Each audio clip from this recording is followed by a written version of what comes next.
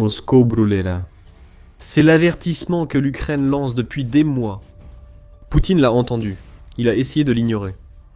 Mais après que Volodymyr Zelensky a lancé 2 révélations brutales coup sur coup, Poutine doit se rendre compte que la fin approche. Pourquoi ? L'Ukraine pourrait fournir l'essence, mais ce sont les proches de Poutine qui craqueront l'allumette. L'Ukraine a maintenant une chance historique de mettre fin à la guerre une bonne fois pour toutes, car on vient d'annoncer à Poutine que des membres de son propre cercle rapproché partagent avec l'Ukraine le désir de paix. Si la paix n'arrive pas, la seconde révélation de l'Ukraine fera en sorte que Poutine cède à la force s'il ne cède pas à la pression. Nous débuterons avec le cercle rapproché, puis Zelensky prendra la parole. Le 10 juillet, Zelensky a prononcé son allocution du soir, comme il le fait chaque jour, et il en a profité pour envoyer un message à Poutine qui aura l'effet d'un poignard planté directement dans le cœur du dirigeant russe. La crise du carburant en Russie empire, ce qui est une juste réponse au refus de Poutine de stopper la guerre. Nous avons proposé des mesures pour rapprocher la paix, a déclaré Zelensky. D'accord, rien d'inhabituel jusque-là, puis la bombe a été lâchée. Nous avons du soutien non seulement parmi nos partenaires à travers le monde, mais aussi au sein du cercle de Poutine concernant la paix. Ils comprennent ce qui se passe là-bas et qu'il n'y a pas d'alternative à la paix, a déclaré Zelensky. Et tout à coup, le paranoïaque Poutine a réalisé qu'il y avait des traîtres dans son entourage. Certains membres de son entourage ne partagent pas sa soif de guerre, qui a déjà causé plus de 1,42 million de victimes, un nombre en hausse. Pris de panique, Poutine se demandera qui s'est retourné contre lui. S'agit-il d'une ou 2 personnes ? Quelques-unes. Tout le monde. Nous allons bientôt spéculer. Mais honnêtement, rien de cela n'étonnerait un dirigeant pas aussi délibérément ignorant que Poutine. Zelensky évoque la crise du carburant en Russie, une crise que l'Ukraine a créée pour inciter le peuple russe à se retourner contre son dirigeant. Les frappes à longue portée ukrainiennes peuvent maintenant toucher toutes les zones de Russie qui comptent. Des raffineries brûlent partout dans le pays. La frappe la plus remarquable de l'Ukraine étant une attaque de plus de 2500 km contre la raffinerie d'Omsk en Sibérie. Cette installation n'était jamais censée être à portée de l'Ukraine, loin de là. Mais maintenant que c'est le cas, chaque Russe, qu'il s'agisse de l'élite, qui, selon Zelensky, tourne autour de Poutine comme des requins, ou de la personne moyenne dans la rue, est mécontent et veut du changement. À l'heure où nous parlons, presque toutes les 83 régions de la Russie font face à des pénuries de carburant de gravité variable, rapporte CNN, et les files d'attente aux stations-service s'étendent sur des kilomètres, dans de nombreux endroits. Il y a du désespoir en Russie. Et il se pourrait que ce désespoir pousse Poutine à agir avant d'être évincé. Littéralement, Zelensky n'est pas le seul à dire que Poutine a des problèmes avec son cercle rapproché. Le 13 juillet, Metro a rapporté que le ministre des Affaires étrangères de l'Estonie, Margus Zahner, disait quelque chose de similaire. Même parmi les oligarques, de plus en plus doutent de la guerre de Poutine. Beaucoup de ceux qui parlèrent de victoire il y a un an n'y croient plus, a révélé Zahner. Et en parlant de la pression qui s'accumule sur les épaules de Poutine, Zahner ne s'est pas retenu. Il se peut aussi qu'un jour il saute par la fenêtre avec sa famille. Après tout, cela arrive en Russie. Des choses comme ça arrivent effectivement en Russie. C'est souvent sur ordre de Poutine, et bien plus de gens sont poussés par la fenêtre que ceux qui sautent. Nous avons un aperçu de l'état d'esprit désespéré que certains pensent que Poutine a maintenant, alors qu'il voit sa guerre contre l'Ukraine non seulement s'enliser sur le terrain, mais aussi évoluer en un combat que l'Ukraine est en train de gagner. Les drones qui survolent toute la Russie rappellent constamment à Poutine qu'il a échoué à protéger son peuple, comme il l'a toujours prétendu. Cet échec fait mal. Et même un autoritaire comme Poutine doit savoir qu'il y a une limite à ce que son peuple et son cercle rapproché pourront supporter avant qu'ils n'en aient assez collectivement et ne rejoignent l'Ukraine pour imposer la paix que Poutine ne veut pas. Comme dit précédemment, l'Ukraine a apporté l'essence, mais ce sont les hommes de Poutine qui pourraient craquer l'allumette. Mais Zelensky mentionne des membres du cercle rapproché de Poutine, et cela ne peut qu'alimenter les spéculations sur ceux qui sont proches de Poutine, mais qui montrent leur soutien à l'Ukraine. C'est peut-être le but. Une simple allusion à quelqu'un qui soutient l'Ukraine suffit à mettre en branle l'esprit paranoïaque de Poutine. Et il est presque inévitable que le dirigeant russe regarde par-dessus son épaule en se rappelant qu'il y a eu des rumeurs de coups d'État et de mutinerie tout récemment. En mai seulement, des rumeurs ont circulé sur l'implication de Sergueï Shoigu, ancien ministre de la Défense et chef du Conseil de sécurité russe, dans un complot de coup d'État. Shoigu a la motivation. Après des années passées au service de Poutine, il a été écarté de son rôle de ministre de la Défense pour un poste où il peut avoir peu d'impact réel. Pour nous, Poutine cherche ainsi à rejeter la responsabilité des échecs militaires russes, ce qui pourrait susciter du ressentiment chez Shoigu. Est-il possible qu'un proche veuille la paix juste pour se venger de Poutine ? Personne ne le sait, et Zelensky ne dit rien. En plus de ces rumeurs, une menace très concrète de mutinerie a été lancée contre Poutine par un ancien soldat russe. À la fin du mois de juin, Alexandre Lounine a publié une vidéo sur Instagram dans laquelle il a dénoncé l'armée russe pour avoir donné aux troupes des ordres suicidaires insensés, et il a affirmé que les abus étaient monnaie courante dans l'armée. Lounine a exigé une rencontre avec Poutine. Il a menacé en parlant d'une mutinerie en préparation. Bien qu'arrêté après sa sortie virulente sur les réseaux sociaux, Lounine a déclaré ne faire que relayer le message de hauts responsables du ministère et des services de sécurité russes destinés à Poutine. Encore plus de serpents cachés et de membres silencieux du cercle rapproché conspirant contre Poutine. Poutine a clairement renforcé sa sécurité alors que les rumeurs et manifestations de mécontentement se multiplient. L'Organized Crime and Corruption Reporting Project indique que le Kremlin est en alerte maximale depuis mars à cause de rumeurs de coup d'État. Les employés directs de Poutine ne peuvent plus utiliser leur téléphone ni prendre les transports en commun, car Poutine craint qu'il divulgue sa localisation ou soit influencé. Dans la maison de chaque garde du corps, cuisinier et même photographe au service de Poutine, des caméras de sécurité ont été installées afin que le dirigeant russe puisse surveiller à tout moment. Poutine a peur, cela ne fait aucun doute. Zelensky affirme désormais avoir le soutien d'un cercle rapproché qui paraît déjà prêt à s'effondrer. La paranoïa de Poutine va empirer. Sur le champ de bataille, l'information, c'est le pouvoir. Mais une bataille reste invisible. Chaque jour, des courtiers en données collectent, regroupent et vendent vos données personnelles sans votre connaissance ni votre consentement. Notre sponsor du jour, Incogni, vous aide à effacer ces données de centaines de bases de données en seulement quelques clics. Vos données personnelles et familiales, comme adresse et téléphone, pourraient être en ligne sans que vous le sachiez. Cela peut entraîner des appels indésirables, des arnaques et des vols d'identité. C'est dangereux pour vous et votre famille. C'est pourquoi j'utilise Incogni. Incogni trouve automatiquement où vos informations personnelles sont exposées et envoie des demandes de suppression en votre nom. Ils ne peuvent pas vous nuire s'ils ne peuvent pas vous trouver. Et avec le forfait illimité, vous pouvez aller encore plus loin. Collez simplement le lien d'un site exposant vos données, et les experts en confidentialité d'Incogni prendront en charge les suppressions personnalisées. Commencer ne prend que quelques minutes, et après une autorisation unique, Incogni s'occupe du plus gros du travail pour vous. Reprenez le contrôle de votre vie privée dès aujourd'hui. Utilisez notre code spécial pour obtenir 60% de réduction sur n'importe quel abonnement annuel Incogni. Scannez le code QR ou cliquez sur le lien ci-dessous et commencez à supprimer vos informations personnelles du web. Vous savez déjà que l'information, c'est le pouvoir. Utilisez maintenant ce pouvoir pour vous protéger et reprendre le contrôle de votre vie privée avec Incogni. Il y a une autre question que personne ne semble poser. Zelensky dit-il la vérité ?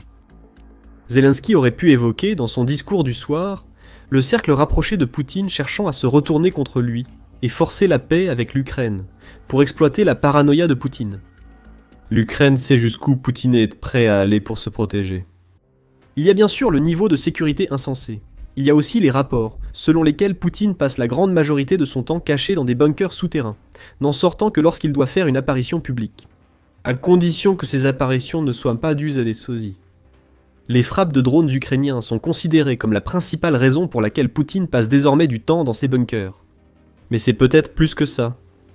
Poutine pense sans doute pouvoir tout contrôler depuis ses bunkers tout en tenant les loups de son cercle proche à distance.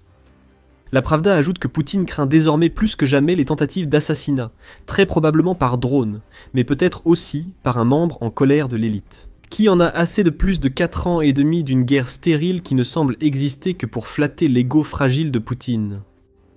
Désormais, même l'intelligence artificielle et sa menace préoccupent Poutine. Après l'assassinat de l'ancien guide suprême iranien Ali Khamenei, il a été révélé que l'IA avait permis d'analyser de nombreuses heures de vidéos de caméras de circulation iraniennes, rendant l'assassinat possible. Cette analyse a montré aux États-Unis et à Israël où se trouvait Khamenei, et des bombes anti-bunkers ont suivi. Poutine est si inquiet à l'idée qu'il lui arrive la même chose qu'il tente de se cacher le plus possible, selon France 24. Ce que nous voulons dire, c'est que l'homme fort est rempli de peur. Puis il y a Zelensky, devant son peuple, souvent en première ligne ou en visite dans d'autres pays pour recueillir du soutien.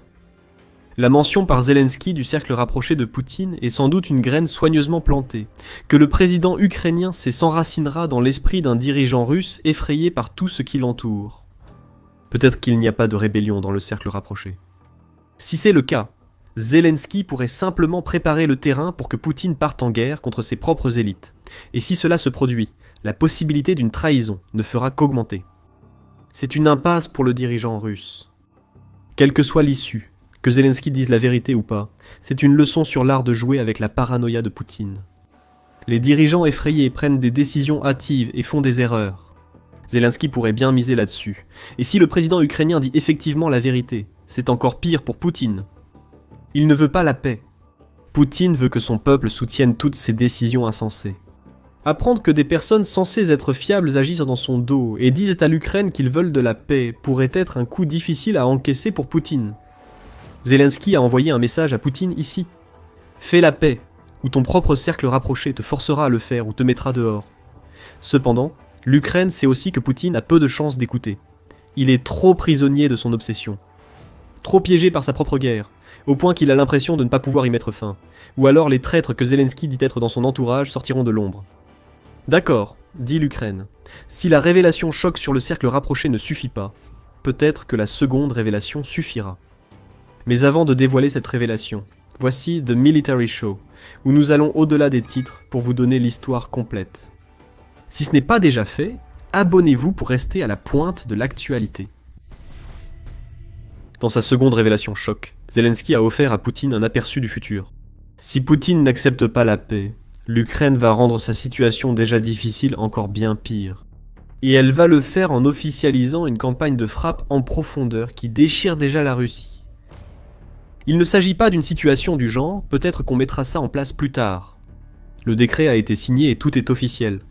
L'Ukraine crée un nouveau commandement de frappe en profondeur, appelé Commandement d'impact global à longue portée, ou LRGIC, qui centralisera toutes les capacités de longue portée de l'Ukraine, avec pour objectif ultime de réduire la capacité militaire russe au point qu'elle ne puisse plus mener la guerre que Poutine a commencée.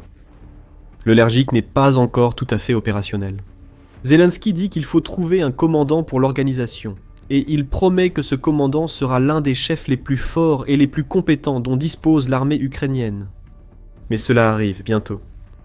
Et la seule façon pour Poutine d'éviter ce que le LRGIC apporte, c'est de déclarer enfin la paix. Mais qu'est-ce que le LRGIC apporte exactement ? Zelensky explique un peu. Ce commandement doit concentrer 100% des ressources disponibles afin de réduire encore plus concrètement le potentiel de guerre russe. Le commandant dans ce domaine sera fort et assurément extrêmement expérimenté, a révélé le président ukrainien. Certes, cela reste vague, mais cela laisse penser que l'Ukraine va rassembler toutes ses unités à longue portée sous un nouveau commandement, comme elle l'a déjà fait avec les unités de drones de première ligne en créant les forces de systèmes sans pilote. Cette centralisation facilitera le partage d'informations et la planification d'attaques coordonnées à longue portée contre la Russie. C'est notre hypothèse. Zelensky reste vague, et comme pour ses propos sur l'entourage de Poutine, cela paraît être une stratégie pour accroître la peur chez un dirigeant russe déjà sous pression.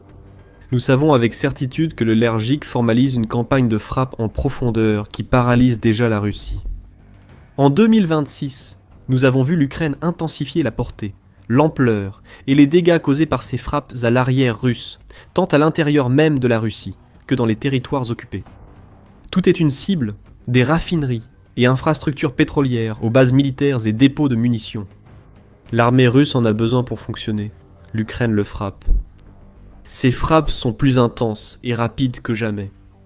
Selon Euromiden Press, l'Ukraine a augmenté le nombre de frappes en profondeur contre la Russie de 1150% au cours du premier semestre 2026 par rapport à la même période l'année dernière.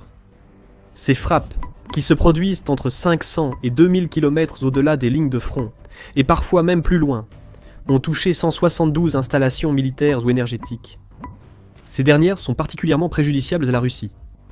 Les médias américains indiquent que la production d'essence russe a chuté de 65% à cause des frappes ukrainiennes sur les raffineries, causant la crise du carburant évoquée plus tôt. Nous soulignons que l'approche des frappes en profondeur de l'Ukraine était déjà meurtrière. Avec le nouveau décret de Zelensky, ce sera encore plus dangereux. Rationalisée, efficace et d'une brutalité inédite en Russie, cette campagne de frappe à longue portée risque de ruiner irréversiblement la Russie si Poutine ne prend pas au sérieux l'appel de Zelensky à la paix. Les frappes en profondeur sont en train de s'institutionnaliser au sein de l'armée ukrainienne. Une branche opérationnelle dédiée est en train d'être créée, et c'est une très mauvaise nouvelle pour Poutine. Savez-vous quelle autre mauvaise nouvelle attend le président russe, comme s'il n'en avait pas déjà assez? Les États-Unis semblent penser que la stratégie de frappe en profondeur de l'Ukraine fonctionne. Les plus cyniques penseront peut-être que Zelensky fait référence à des membres de l'administration Trump, en parlant d'un cercle autour de Poutine se retournant contre lui. Nous n'irons pas jusque-là, mais il y a eu un revirement notable dans l'approche américaine de la guerre en Ukraine. L'Ukraine reçoit désormais tout le soutien, car il apparaît que Poutine n'acceptera la paix que sous contrainte. Par exemple, Donald Trump a salué la stratégie ukrainienne de longue portée lors de sa rencontre avec Volodymyr Zelensky au sommet de l'OTAN en juillet à Ankara. Il a qualifié l'approche de l'Ukraine d'escalade, mais celle-ci pourrait mettre fin à la guerre. Trump a également profité de ce sommet pour annoncer qu'il était prêt à autoriser la production de missiles de défense aérienne Patriot en Ukraine, permettant ainsi à l'Ukraine de fabriquer ses propres missiles pour faire face au problème des attaques de missiles balistiques et de croisières russes. C'est énorme. Cela revient essentiellement à ce que les États-Unis encouragent l'Ukraine à continuer ce qu'elle fait sur le plan des frappes à longue portée, tout en aidant l'Ukraine à faire un pas de plus vers la réduction de l'impact de la stratégie russe à longue portée. Poutine ne sait plus où donner de la tête. Et pour lui donner un dernier petit coup, l'Ukraine a également annoncé autre chose. En plus du LRGIC, l'Ukraine va également restructurer la direction et la gestion de ses forces d'assaut existantes, avec le commandant du 8e corps d'assaut aérien du pays, le général de brigade Dmitry Voloshin, qui semble avoir été choisi pour diriger une nouvelle force de réaction qui supervisera cette restructuration. Baptisée force de réaction. Rapide conjointe, cette nouvelle composante des forces armées ukrainiennes regroupera les unités d'assaut, de drones et d'artillerie existantes en une seule force, capable d'être déployée rapidement sur l'ensemble du front, tout en étant équipée de technologies que la Russie n'est tout simplement pas en mesure d'offrir à ses soldats. C'est une réforme militaire sur le front, pour appuyer les actions prévues par l'Ukraine à l'arrière russe, ce qui exposera les forces de Poutine en Ukraine à des défis accrus. Des réponses rapides à la faiblesse russe permettront de libérer des territoires et d'empêcher les assauts russes avant même qu'ils ne commencent. Alors, que voyez-vous dans tout cela? Le cercle proche de Poutine souhaite la paix, même si leur chef ne les entend pas, et l'Ukraine est prête à coopérer avec ses élites pour y parvenir. La pression s'accentue avec la formation de nouveaux groupes qui rendent les unités d'assaut et de frappe en profondeur de l'Ukraine plus fortes que jamais. Même les États-Unis envoient des signaux à Poutine pour dire stop. L'Ukraine l'emporte, la Russie ne peut plus changer la situation. Reculez maintenant, ou la fin viendra pour Poutine plutôt qu'il ne le pense. Quant à Poutine lui-même, la paranoïa qu'il a toujours définie en tant que dirigeant est désormais son pire ennemi. L'ancien homme du KGB s'est faufilé dans une situation où il commence à manquer d'options. Que fait-il maintenant? Va-t-il passer à l'escalade?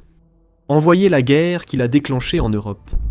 Poutine pourrait le faire par désespoir, mais il ne ferait alors que forcer une Russie déjà épuisée à affronter l'OTAN, à un moment où les États-Unis semblent soutenir l'Ukraine, et où les membres européens de l'OTAN se préparent à un affrontement. Ce n'est pas une bonne idée. Qu'est-ce qu'il reste à Poutine? Ces tactiques d'intimidation ne fonctionnent plus. En réalité, c'est l'Ukraine qui fait davantage peur, tout comme elle a l'avantage sur le champ de bataille. Poutine ne peut pas envoyer plus d'hommes dans la guerre en Ukraine sans mobilisation, et il lui est devenu impossible de cacher le fait que la guerre qu'il a déclenchée s'est retournée contre le peuple russe. Il ressent cette douleur à la pompe à essence, et à chaque fois qu'il voit la fumée d'une raffinerie ou usine frappée par des drones ukrainiens. Poutine doit faire face au fait qu'il ne lui reste vraiment que deux choix. Accepter la paix en Ukraine, puis gérer un entourage lassé de lui, ou poursuivre le combat, alors que l'Ukraine se renforce et que les frappes vont de plus en plus loin. Et certains membres du cercle rapproché voulant la paix pourraient bientôt juger que se débarrasser de Poutine est la seule solution. Tu as fait ton lit, Poutine. L'Ukraine ne fait que t'y coucher. La guerre de la Russie contre l'Ukraine a déjà eu un coût humain si énorme que cela, à lui seul, a mis beaucoup de pression sur Poutine. Ce coût est plus élevé que vous pensez. Le 1 420 000 victimes dont nous avons parlé n'est qu'un début. Poutine a surtout provoqué en Russie une crise si profonde qu'il faudra des décennies pour s'en remettre. Voulez-vous en savoir plus? Alors regardez notre vidéo où nous abordons la crise démographique qui pèse sur la Russie.